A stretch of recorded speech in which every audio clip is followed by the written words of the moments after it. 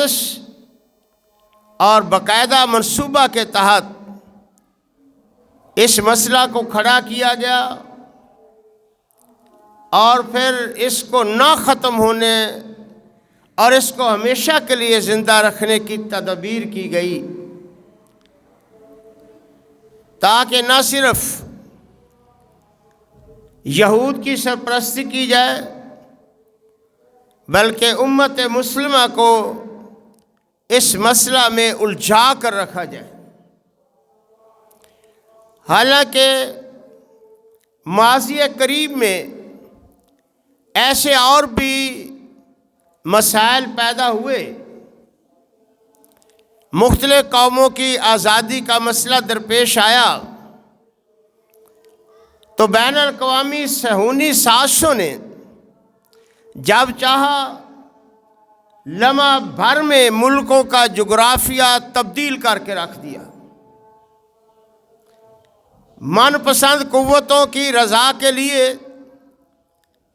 ملکوں کو تقسیم کرنے میں ایک لمحہ نہ لگایا گیا،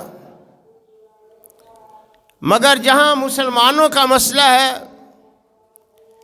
ان کی آزادی کا مسئلہ آتا ہے تو سال ہا سال، بلکہ اس سے بھی زیادہ کہا جائے تو مبالغہ نہ ہوگا کہ اس مسئلے کو ایجنڈے کا حصہ ہی نہیں بنایا جاتا، اور اگر کہیں آ جاتا ہے تو سپر پاوریں ویٹو کر جاتی ہیں۔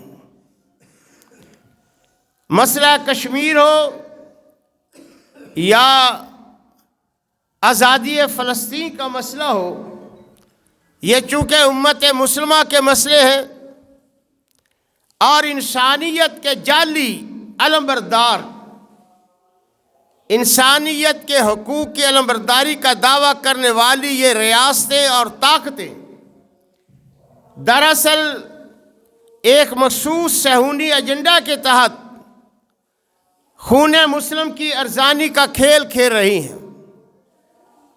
برما میں ہو یا کسی اور جگہ ہو، جو اپنے آپ کو انسانی اقدار کے علمبردار کہتے ہیں، ان کے نزدیک اس خون کی قیمت ہے جو یہودی اور عیسائی ہے۔ مسلمان خون کی، مسلمان کے مال کی، مسلمان کی عزت کی ان کے نزدیک کوئی قدر و قیمت نہیں۔ آج جس طرح پوری دنیا میں مسلمان فلسطینیوں پر ہونے والے ظلم و ستم کے خلاف سراپا احتجاج ہیں، وہ ایک بہت بڑا انسانیت کے لیے سوالیہ نشان ہے۔ لیکن اس مسئلہ پر، موجودہ صورتحال پر کچھ گزارش کرنے سے پہلے دو تین باتوں کا سمجھ لینا ضروری ہے، تاکہ جو غلط فہمیاں پیدا کی جاتی ہیں ان کا ازالہ ہو سکے، یا ہماری سستی اور غفلت کی بنا پر ہمیں مسئلہ کی جو اصل نوعیت کا علم نہیں ہے وہ بھی ہمارے ذہنوں میں آ جائے۔ ارض فلسطین، اس کو ارض انبیاء بھی کہا جاتا ہے۔ مسلمانوں کے لیے یہ زمین، یہ سرزمین، یہ علاقہ،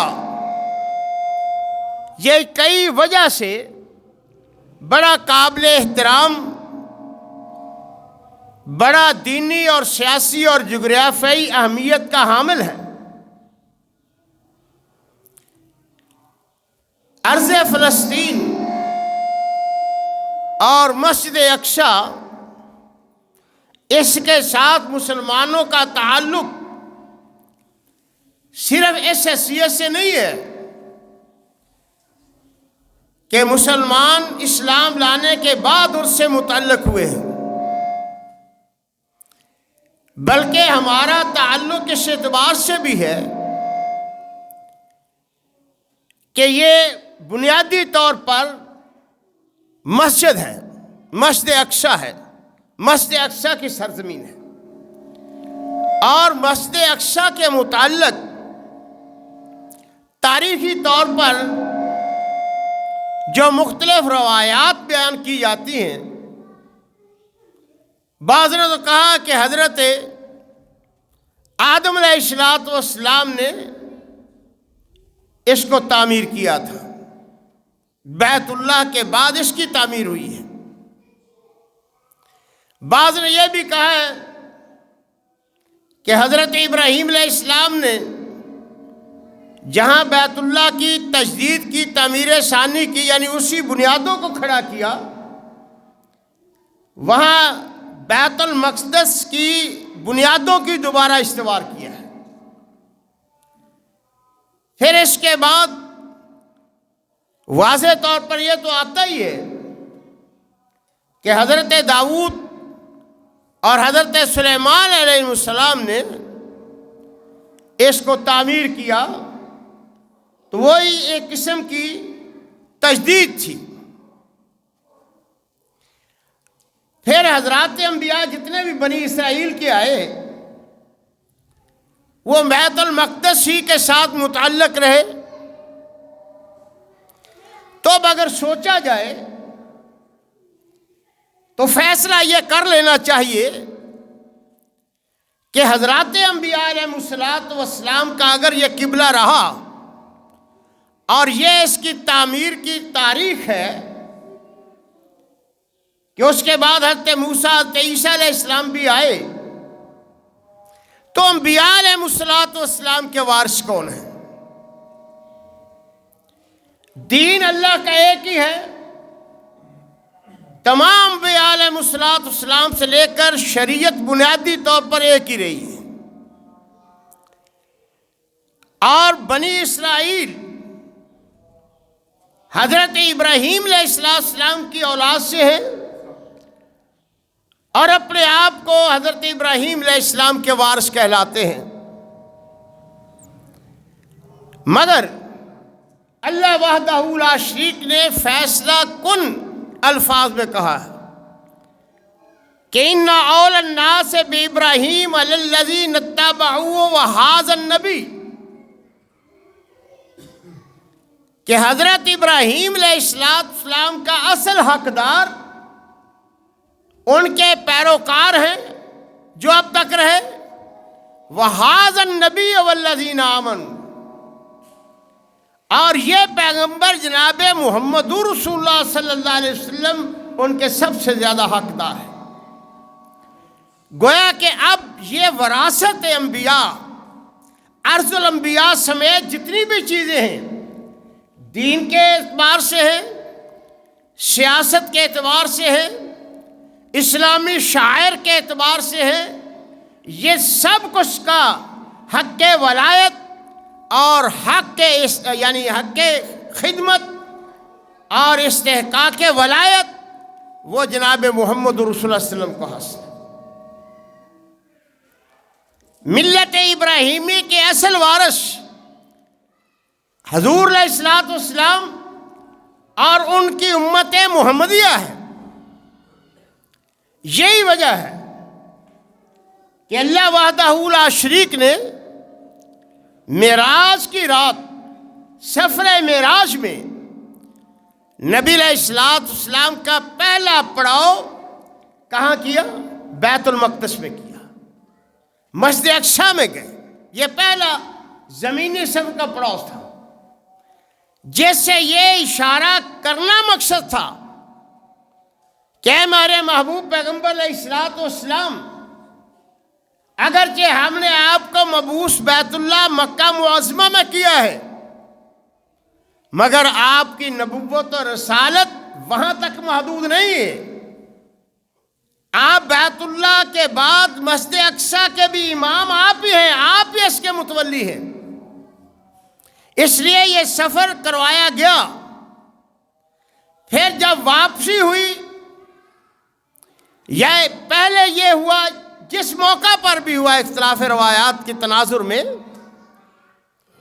تو وہاں اللہ تعالیٰ نے وہ میثاق کہ انبیاء علیہ السلام جو عالم ارواح میں لیا تھا کہ لَتُؤْمِنُنَّ بِهِ وَلَتَنْصُرُنَّهُ، جب محمد رسول اللہ صلی اللہ علیہ وسلم آ جائیں گے تم نے ایمان بھی لانا ہے، ان کی مدد بھی کرنی ہے، یعنی اپنی نبوت سے دستبردار ہو جانا ہے، اپنے اختیارات سے دستبردار ہو جانا ہے۔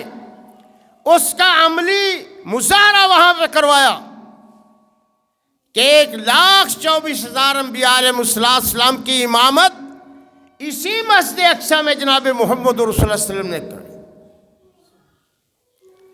اور یہی وجہ ہے کہ مسجد اقصی کو تقریباً 16-17 مہینے تک معراج کے بعد، نماز فرض ہونے کے بعد، نبی علیہ السلام نے اپنا قبلہ بنائے رکھا۔ اس کے بعد بیت اللہ ہوا، گویا کہ وہ مسجد مسلمانوں کا قبلہ اول ہے۔ نبی علیہ السلام نے تقریباً 16-17 مہینے تک نماز پڑھی، تو اس اعتبار سے بیت اللہ کے بعد ہمارے لیے وہ بھی قابل احترام ہے۔ بلکہ نبی علیہ السلام نے تو اتنی اہمیت دی ہے، فرمایا لا تشد الرحال الا الى 3 مساجد، کسی جگہ پر بھی عبادت، نیکی، ثواب کی نیت سے، افضلیت تصور کرتے ہوئے، فضل و شرف دیکھتے ہوئے کہیں کا سفر نہیں کرنا چاہیے۔ یہ تو ہماری بدنصیبی ہے، عقیدے کی کمزوری ہے، بلکہ عقیدے کی خرابی ہے کہ ہم اتنا اہتمام مسجدوں میں آنے جانے کے لیے نہیں کرتے، اتنا اہتمام بیت اللہ کی طرف جانے کے لیے نہیں کرتے،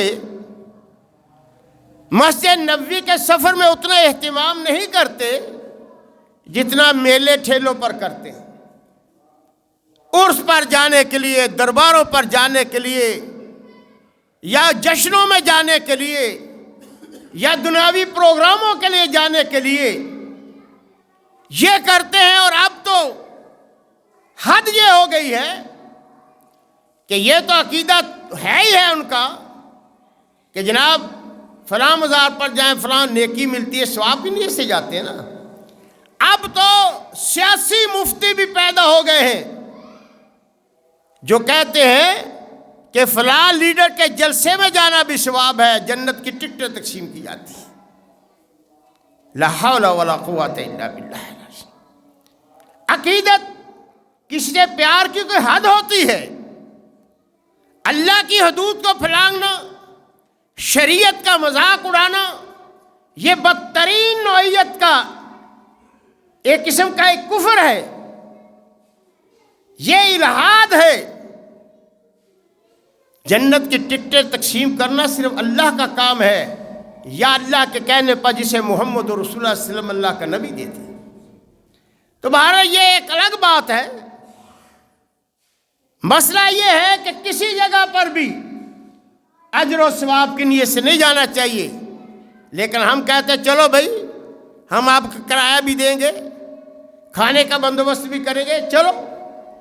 لیکن کیا کبھی ایسا ہمارے معاشرے میں مجموعی طور پر ہوا ہے کہ کسی نے کہا آؤ بھائی اکٹھے ہو کر چلتے ہیں، جس کے پاس پیسے نہیں ہیں ہم اور اس کے اخراجات برداشت کریں گے، آؤ عمرہ کرنے چلیں، آؤ مدینہ طیبہ مسجد نبوی کے لیے چلیں، آؤ سارے چلو، ہم تعاون کرتے ہیں؟ کوئی نہیں کرتا۔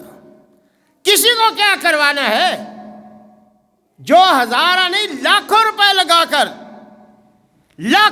لگا کر مزاروں اور عرسوں پر جاتے ہیں، ان بد نصیبوں کو بھی توفیق نہیں ہے کہ وہ زندگی میں ایک مرتبہ عمرہ بھی کر سکے۔ ان بد نصیبوں کو توفیق نہیں ہے کہ وہ نبی علیہ السلام سے محبت اور عشق کا سب کچھ دعویٰ کرنے کے باوجود انہیں رب نے توفیق نہیں دی کہ وہ پیسہ خرچ کر کے مسجد نبوی میں جا کر حاضری لگوا سکے۔ اور مجموعی طور پر ہماری سوچ یہ ہے، آج پوری دنیا میں مسجد اقصی کا نام لیا جا رہا ہے، اس کی مظلومیت کا نام لیا جا رہا ہے۔ اب دیکھیے نبی علیہ السلام نے فرمایا پہلے نمبر پر بیت اللہ ہے، دوسرے نمبر پر مسجد نبوی ہے، تیسرے نمبر پر مسجد اقصی ہے۔ وہاں جانا، اس کا سفر کرنا، بلکہ بعض روایات میں تو یہ بھی آتا ہے کہ وہاں بھی نماز پڑھنے کی زیادہ فضیلت ہے، زیادہ اجر و ثواب ہے، جس طرح بیت اللہ اور مسجد نبوی میں نماز پڑھنے کا زیادہ اجر ہے۔ لیکن شاید ہماری غفلت کی بنا پر کبھی بھولے سے بھی ہماری زبان پر یہ نام نہیں آتا۔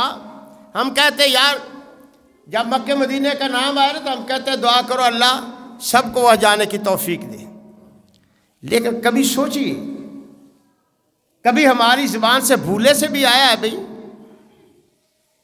مسجد اقصی کا نام پہ دعا کرو اللہ تعالیٰ وہاں جا کر نماز پڑھنے کی بھی توفیق دے، اللہ مسجد اقصی کو آزاد فرمائے، وہاں بھی ہمارا آنا جانا رہے، یہ کبھی نہیں ہوتا۔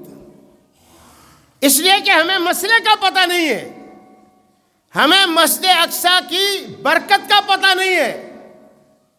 وہاں بھی اللہ نے مبارک فرمایا، بیت اللہ کو بھی، یہاں اس کے ذکر میں فرمایا کہ المسجد الاقصی الذی بارکنا حولہ، یہ وہ مسجد ہے جس کے ارد گرد اللہ نے اپنی خیر و برکت کے خزانے رکھے ہوئے ہیں، لیکن وہ ہماری زبان کے کبھی نہیں آیا، اس لیے کہ ہمیں پتہ ہی نہیں ہے کہ مسجد اقصی کیا ہے۔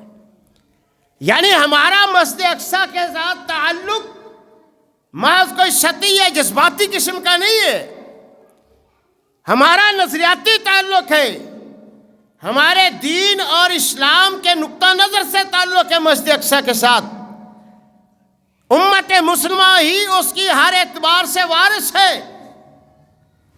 اور آج اسی وراثت کا جھگڑا اہل اسلام سے، اور حیرت ہے کہ دشمن وہ وراثت ہم سے چھین رہا ہے جس وراثت پر اہل ایمان کا نظریاتی اور عملی ہمیشہ سے تعلق رہا ہے، اور وہاں پہ قبضہ رہا ہے، حکومت رہی ہے، خلافت رہی ہے۔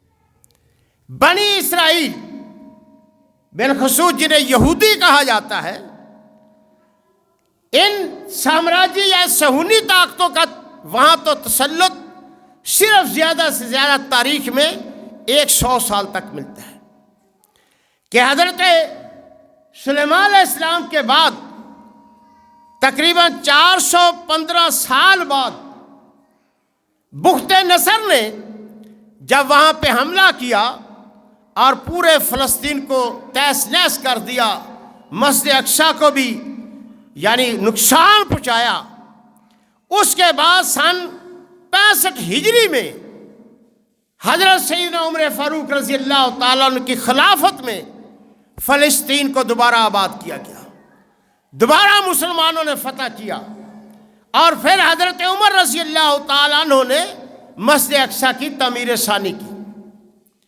اس کے بعد پھر حالات بدلتے رہے، مختلف ادوار آئے، انقلابات آتے رہے، مگر پھر خلیفہ عبد الملک بن مروان نے اس کو دوبارہ سے تعمیر کیا۔ اس کے بعد پھر جیسے انقلاب آتے ہیں، اس کے بعد پھر صلاح الدین ایوبی رحمۃ اللہ علیہ نے پھر اس کو فتح کر کے اسے آباد کیا۔ اس کے بعد پھر دھیرے دھیرے وہ آباد ہوتی رہی، کبھی بے آباد ہوتی رہی۔ آج کل جو مسجد اقصی کی ہم تصویریں دیکھتے ہیں، یہ ترکی زمانے کا علامت ہے، جیسے اکثر لوگوں نے مکہ مکرمہ میں بھی، مسجد نبوی میں بھی دیکھا ہے، مکہ مکرمہ میں بیت اللہ کی جو اندرونی تعمیر ہے وہ ترکی دور کی ہے، گنبد والی، اور مسجد نبوی کا بھی جو اصل حصہ ہے اندرونی گنبدوں والا وہ ترکی دور کا ہے۔ اور یہ خلافت عثمانیہ تھی، اور خلافت عثمانیہ پوری اسلامی ریاستوں پر مبنی تھی۔ اس وقت خلیفہ سلطان عبد الحمید اور اس کے بعد سلطان عبد العزیز نے اس مسجد کو تعمیر کیا، اور وہی تعمیر آج تک قائم ہے۔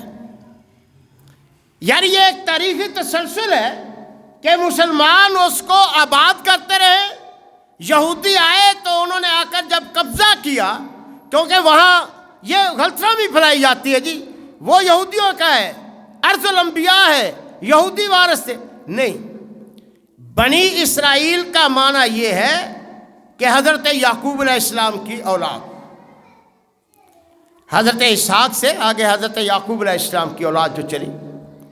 اسی لیے ہم کہتے ہیں کہ بنی اسرائیل کو گالی نہیں دینی چاہیے، جیسے ہم کہتے ہیں بنی اسرائیل بڑے گندے ہیں، نہیں، بنی اسرائیل ان کی ایک نسل کی طرح نسبت ہے، اصل میں یہ یہودی ہے، جو شرارتی عنصر ہے وہ یہودی ہے۔ قرآن نے بنی اسرائیل ان کو جو کہا ہے وہ اس بات پہ کہا ہے، اس اعتبار سے کہا ہے، مطلق نہیں یہ کہنا چاہیے۔ ہاں یہ بنی اسرائیل میں سے جو لوگ یہودی کہلاتے ہیں، جن کو قرآن نے بھی یہودی کہا ہے، ویسے تو اہل کتاب بھی کہا ہے قرآن نے، یہ لوگ بنیادی طور پر شر اور فتنے کی بنیاد ہیں اور ہمیشہ سے رہے۔ یہ کہتے ہیں کہ ہم آباد ہوتے، حالانکہ آباد انہوں نے نہیں کیا، وہ علاقہ بنیادی طور پر کنعانیوں نے آباد کیا تھا، اور کنعانی بنیادی طور پر عربی تھے، انہوں نے وہاں جا کر آباد کیا، اور حضرت ابراہیم علیہ السلام کے بعد جو سلسلہ چلا، اس کے بعد ایک دور آیا کہ ان یہودیوں نے وہاں آ کر آبادی کی اور دھیرے دھیرے وہاں قبضہ جمانے کی کوشش کی، جو آج تک وہ کوشش کر رہے ہیں۔ اب اصل میں یہ ان کی آبادی نہیں ہے، اصل میں ان کا علاقہ نہیں ہے، اصل میں یہ عربوں کا علاقہ ہے، کنعانیوں کا علاقہ ہے، جس پر یہودیوں نے قبضہ کیا، تو اب سمجھتے ہیں کہ ہمیشہ لیے ہمارا اس پر استحقاق ہے۔ چلیے ایک منٹ کے لیے مان لیتے ہیں کہ یہ ارض الانبیاء ہے اور بنی اسرائیل کے نبی وہاں زیادہ آئے۔ سوال یہ ہے کہ تم نے اس زمین کے ساتھ کیا سلوک کیا اور حضرات انبیاء علیہ السلام کے ساتھ کیا سلوک کیا۔ اگر تمہیں نبیوں کے وارث ہونے کا فخر ہے، اس ارض مبارکہ کے وارث ہونے پر فخر ہے یا استحقاق کا دعویٰ ہے، پھر بتائیے کہ کیا آپ نے واقعتاً اس سرزمین کو آباد کرنے کی کوشش کی یا برباد کرنے کی کوشش کی؟ اسے خوشحالی اور ترقی کی طرف لے گئے یا بدحالی کا شکار بنایا؟ ان نبیوں کی اطاعت کی یا نافرمانی کی؟ کیا یہ تاریخ قرآن کے علاوہ خود تمہاری تورات، تمہاری کتابیں بتاتی ہیں کہ ان لوگوں نے حضرات انبیاء علیہ السلام کو جتنی تکلیفیں پہنچائیں وہ تو الگ بات ہے، مگر تم نے تو انبیاء علیہ السلام کو قتل تک کیا۔ تم وارث ہو۔ کیا حضرت عیسیٰ علیہ السلام کو عیسائیوں کے عقیدے کے مطابق، ہمارا تو عقیدہ ہے وہ زندہ اٹھائے گئے، مگر یہ تو ہمارا عقیدہ بھی ہے کہ ان کو قتل کرنے کی سازش کی گئی، پھانسی پر چڑھانے کی سازش کی گئی۔ کس نے کی تھی؟ موسیٰ علیہ السلام کے خلاف سازش کس نے کی؟ حتیٰ کہ حضرت زکریا علیہ السلام، حضرت یحییٰ علیہ السلام، ان کے خلاف سازش کنہوں نے کی؟ خود نبی علیہ السلام کو زہر دینے کی سازش کس نے کی؟ تم تو انبیاء علیہ السلام کے ابدی دشمن ہو، اور اللہ نے یہ کہا ہے ضربت علیہم الذلۃ والمسکنہ، تمہارے ان جرائم کی بنا پر، تمہاری ان شر اور فساد کی بنا پر اللہ نے تم پہ لعنت اور پھٹکار ڈالی ہے، اور تمہیں اللہ تعالیٰ نے کیا کہا ہے؟ القردۃ والخنازیر، ابناء القردۃ والخنازیر کہا ہے، تمہیں بندر اور سور تمہیں قرار دیا ہے۔ اس لیے ہی تمہیں قرآن سے تکلیف ہے، اسی لیے تم مسلمانوں کے دشمن ہے کہ مسلمانوں نے تمہاری حقیقت لوگوں کے سامنے بتائی ہے کہ یہ دعویٰ تو کرتے ہیں کہ ہم انبیاء کے وارث ہیں، مگر سلوک ان کا انبیاء کے ساتھ دشمنوں والا رہا ہے، سلوک ان کا دوستوں والا نہیں رہا۔ بتائیے حضرت یوسف علیہ السلام کو کنویں پھینکنے والے کون تھے؟ کنہوں نے ان کے خلاف سازش کی؟ تو بہرحال یہ ایک تاریخ ہے یہودیوں کی کہ وہ شر اور فساد پھیلانے والی قوم ہے، وہ ایسی قوم ہے جو دنیا میں امن و سلامتی کی دشمن قوم ہے، اور اسی لیے آج بھی بیت المقدس اور فلسطین کے قضیے کو پوری دنیا کے امن و سلامتی کے لیے خطرہ بنا دیا گیا، اور اس خطرے میں اصل کچھ کردار ہماری کمزوری کا بھی ہے کہ ہم غیر شعوری طور پر، غیر ارادی طور پر، یا یوں سمجھیے کہ کچھ واقعاتی مجبوریوں کی بنا پر یہودیوں کے غلام بن گئے ہیں۔ ہم میں اتنی شکت نہیں رہی کہ ہم اپنا ورثہ لینے کی کوشش کریں۔ عام دنیاوی طور پر بھی دیکھیں، اگر کسی کے پاس وسائل ہوں، وہ حق اپنا لینے کے لیے تھانے کچہری میں نہیں جاتا، وہ قوت بازو پر لیتا ہے، ڈنڈے کے زور پر لیتا ہے۔ آج اسی طرح ہماری حالت ہے، ہم اپنا حق لینے کے لیے سلامتی کونسل میں قرارداد پیش کر دو جی، فلاں فورم پر قراردادیں پیش کر دو جی، اسمبلی میں قراردادیں پیش کر دو جی۔ ہمارا گزارا قراردادوں پر رہ گیا ہے، دعائیں کر دو، مگر جو اصل حل ہے وہ ہے اپنی قوت بازو کو آزمانا، اور وہ راستہ ہے جہاد کا راستہ۔ آج اتنی مسلمان ریاستیں ہیں، اتنے ان کے پاس افرادی قوت ہے، وسائل ہیں، مگر سب کچھ ہونے کے باوجود اتحاد نہیں ہے۔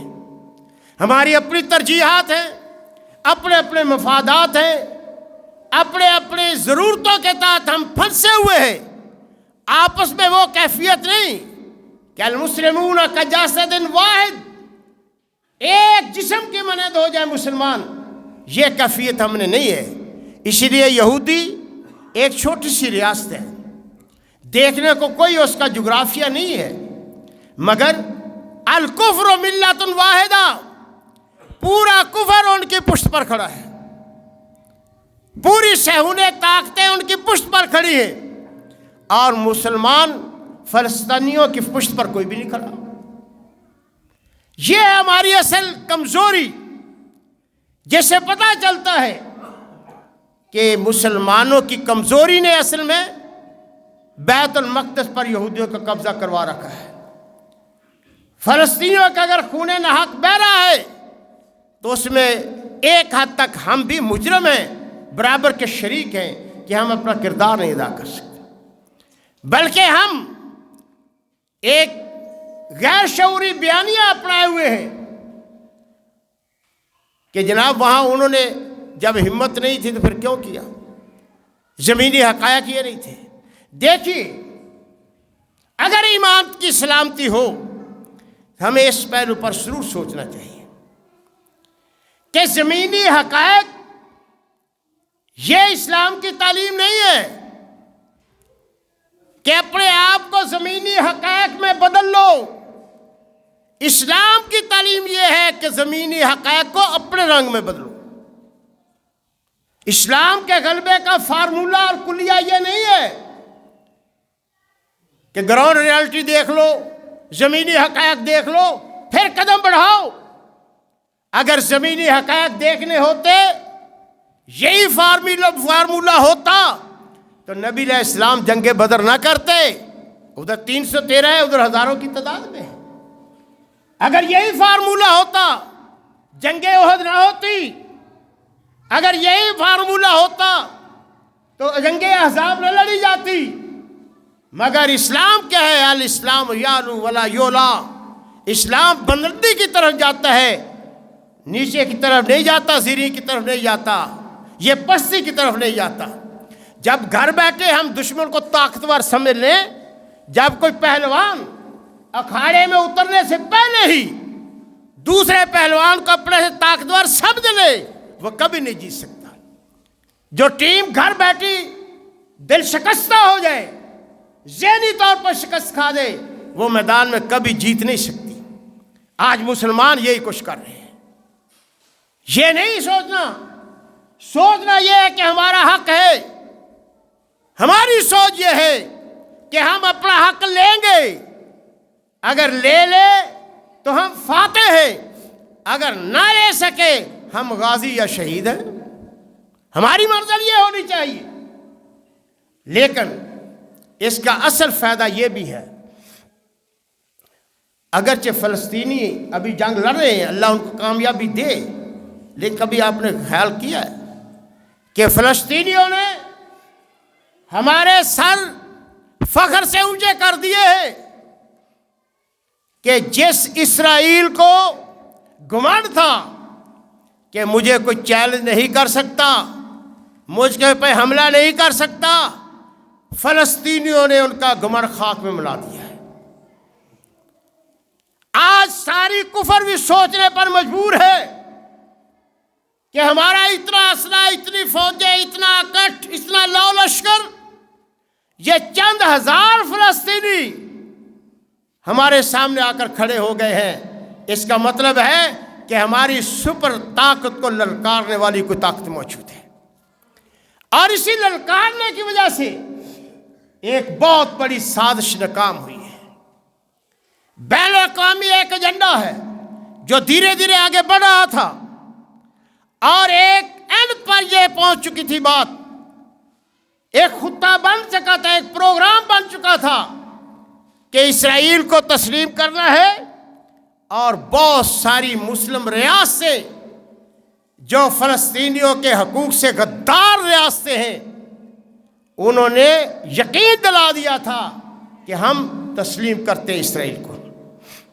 فلسطین کو تسلیم کروائے بغیر، فلسطین کا مسئلہ حل کیے بغیر یہ پروگرام تھا۔ اسی لیے سب سے پہلے جب تقریباً 4-5 کو یہ منصوبہ بنا اور 12-13 کو اس منصوبے پر عمل ہونا تھا، تو 7 تاریخ کو حماس نے حملہ کر دیا۔ نتیجہ کیا نکلا؟ نتیجہ یہ نکلا کہ وہ پروگرام ختم کرنا پڑا، اور اب اللہ کرے فلسطین آزاد ہو، مسجد اقصی آزاد ہو، مسلمان وہاں جا کر نمازیں پڑھیں، مسجد اقصی کی شان و شوکت اور عظمت بحال ہو، اس کی عظمت بحال ہو۔ اگر خدا نخواستہ ثم خدا نخواستہ ہماری سستی، ہماری غفلت، ہماری بے وفائی اور ہماری غداری سے فلسطینیوں کی یہ مہم آزادی ناکام ہو گئی یا موقوف ہو گئی، تو کم از کم یہ تو یقینی ہے کہ ایک عرصے تک کفر کو مسجد اقصی پر قبضہ جمانے کا شعور نہیں آئے گا۔ وہ سوچ نہیں سکیں گے کہ ابھی فلسطینی زندہ ہے، انہوں نے 10-20 ہزار افراد کی قربانی دے کر مسجد اقصی کے تحفظ کا پھر نئے سے ایجنڈا اٹھایا ہے۔ پھر یہ بھی کہ پہلے فلسطین کا ایجنڈا، فلسطین کا مسئلہ سمجھ جاتا کہ یہ عربیوں کا مسئلہ ہے، فلسطینیوں کا مسئلہ ہے۔ آج یہ مسئلہ پورے عالم انسانیت پر سب سے سر فہرست ہے۔ اپنے بھی، بیگانے بھی، یہودی بھی، عیسائی بھی، ہر ملک میں ایک ہی مسئلہ ہے کہ فلسطین کو آزاد کیا جائے۔ یہ بھی ایک مقصد ہے نا۔ مقاصد کئی ہوتے ہیں، انسان کچھ حاصل کرتا ہے، ضروری نہیں کہ انسان جو چاہے زندگی میں وہ پورا ہی ہو جائے، لیکن بہت سارے مقاصد ایسے ہیں جو شاید ہماری نظروں سے اوجھل ہیں، مگر غیر شعوری طور پر وہ مقاصد حاصل ہوئے ہیں۔ کیا ہم نے دیکھا نہیں ہے؟ جب کر کشمیر کا مسئلہ تھا تو انڈیا کو جرأت نہیں ہوئی، جب ہم نے ہاتھ کھینچا ہے کشمیری ٹھنڈے پڑ گئے ہیں، پھر انڈیا نے فوراً سارے کشمیر پر قبضہ کر لیا اور ہمارے کانوں تک جوں تک نہیں رینگی۔ آج کہا گیا وہ فلسطین کشمیر کا مسئلہ، کشمیر کو شاہ راہ کہنے والی حکومتیں کہاں سوئی ہوئی ہے؟ کشمیر کی خاطر جہاد کے نام پر فنڈ اکٹھے کرنے والی تنظیمیں کہاں سوئی ہوئی ہیں؟ کشمیر کے نام پر دھرنے دینے والی قومیں کہاں ہیں؟ کہاں وہ کشمیریوں کے خون کا سودا کرنے والی مذہبی اور سیاسی جماعتیں جنہوں نے پورا ایک ایجنڈا دیا تھا کہ کشمیر بن کے رہے گا پاکستان؟ آج کہاں سوئے ہوئے ہیں؟ یہ ہماری غداری کی بنا پر ہوا ہے، ان کی سستی کی بنا پر ہوا ہے، مگر فلسطینیوں نے ثابت کیا ہے کہ فلسطین کا مسئلہ ہم دبنے نہیں دیں گے۔ ہمارے ساتھ کوئی کھڑا ہے یا نہیں کھڑا، ہماری پشت پر کوئی ہے یا نہیں ہے، مگر ہم اپنے وطن کے لیے، ان اسلامی شاعر کے لیے، مسجد اقصی کی آزادی کے لیے آخری بچے تک اور آخری سانس تک لڑتے رہیں گے۔ یہ ان کا جذبہ ہے جو آج پوری ملت اسلامی کے لیے ایک پیغام ہے۔ یہ پیغام سب سے پہلے ملت اسلامیہ کے حکمرانوں کے لیے ہے، جو حکمرانی کر رہے ہیں وسائل پر قابض ہے کہ وہ قراردادیں اور دعاؤں پر تک نہ رہے، عملی طور پر ان مسلمانوں کے ساتھ، فلسطینی مجاہدین کے ساتھ کھڑے۔ پھر اس کے بعد ہمارا حق بنتا ہے، ہمارا فرض بنتا ہے کہ ہم بھی ان کے شانہ بشانہ کریں۔ لیکن ہم کیا کر سکتے ہیں؟ ہمارے جذبات تو یہ ہے کہ اگر آج حکومت بارڈر کھول دے، ہم اڑ کر فلسطینیوں کے ساتھ پہنچ جائیں۔ ہماری مائیں بہنیں بھی تمنا کرتی ہیں کہ ہماری اولادیں، ہمارے بھائی مسجد اقصیٰ کی آزادی کی جنگ لڑیں۔ ہمارا بھی دل مچلتا ہے کہ مسجد اقصیٰ کی آزادی کے لیے اپنا کردار ادا کرے، مگر ہمیں انتظامی مجبوریوں نے باندھ رکھا ہے اور یہ جرم حکمرانوں کا ہے۔ لیکن اس حد تک تو کرنا چاہیے کہ ان کی خوراک، ان کی پوشاک، ان کی ادویہ، ان کی ضروریات زندگی، جس طرح تھوڑا بہت بارڈر کھلے ہیں اور تنظیمیں کر رہی ہیں اور جا رہے ہیں، وہ اس میں حصہ تو لینا چاہیے۔ یہ ہمارا فرض ہے کہ جہاں ہم اپنے گھروں میں خوشحال آسودہ زندگی بسر کر رہے ہیں اور وہ تنہا اس سٹڑتی ہوئی سردی میں بھی بے یاروں مددگار اپنی آزادی کی جنگ لڑ رہے ہیں، مسجد اقصیٰ کی حرمت اور عظمت کی جنگ لڑ رہے ہیں، ہمیں ان کے شانہ بشانہ کھڑا ہونا چاہیے اور اللہ کی اس آواز پر لبیک کہنا چاہیے کہ وَمَا لَكُمْ لَا تُقَاتِلُونَ فِي سَبِيلِ اللَّهِ وَالْمُسْتَضْعَفِينَ مِنَ الرِّجَالِ وَالنِّسَاءِ وَالْوِلْدَانِ۔ لوگوں کیا ہو گیا؟ تمہارا ایمان کیوں سو گیا ہے؟ تمہارے ضمیر کیوں مردہ ہو گئے ہیں؟ ذرا دیکھو ان کمزور مسلمانوں کی طرف، ان ماؤں بہنوں کی طرف دیکھو، ان بلبلاتے بچوں کی طرف دیکھو، ان بوڑھوں کی طرف دیکھو جو میدان جنگ میں کھڑے ہیں اور وہ رب سے دعا کرتے ربنا اخرجنا من هذه القرية الظالم اهلها، یا اللہ ظالم لوگوں سے ہمیں نجات دے۔ کوئی آج ہے جو ان کی آواز پر محمد بن قاسم بن کے آواز پر لبیک کہے؟ کوئی سلطان نور الدین زنگی کا کردار ادا کرے؟ کوئی ہے جو صلاح الدین ایوبی کا نام لے؟ ہم نعرے لگاتے ہیں، دعوے کرتے ہیں، مگر عمل میں ہم زیرو ہیں۔ وہ ہیرو ہیں، ہم زیرو ہیں۔ اس لیے میرے بھائیوں، کوشش کریں، بہت سارے لوگ، بہت ساری تنظیمیں اور جماعتیں جس پر آپ کو اعتماد ہے، ان کے ذریعے ان تک اپنا مادی تعاون پہنچائیں۔ ہمیں خوشی ہے کہ الحمدللہ